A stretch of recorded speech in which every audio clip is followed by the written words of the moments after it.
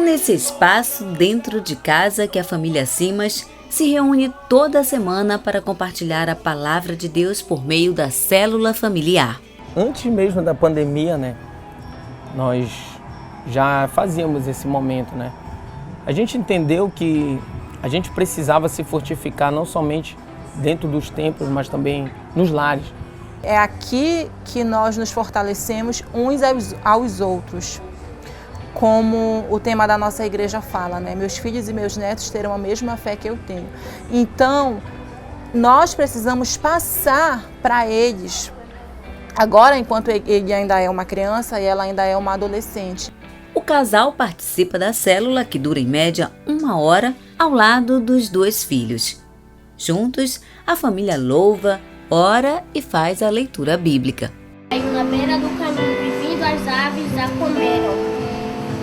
Essa pessoa é uma pessoa que ela ouve a palavra, mas ela não entende.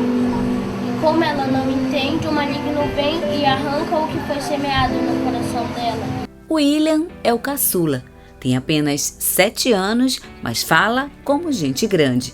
Se inspira na história de vida dos pais, que despertou nele a vontade de aprender mais sobre a Bíblia. Quando eu vi que o meu pai e a minha mãe tinham aceitado a Jesus, eu percebi que ele era o único caminho. Eu percebi que o inimigo não nos oferecia nada. E eu percebi que eu tinha que andar nesse caminho. Eles sempre me ensinaram e eu fui aprendendo com eles e com o Espírito Santo. Então foi assim que começou a minha vontade de aprender mais sobre a Bíblia. Para os pais, a dedicação dos filhos só aumenta ainda mais a responsabilidade de manter momentos como esse dentro de casa. Esse momento, principalmente de oração, dentro dos lares, eles precisam acontecer.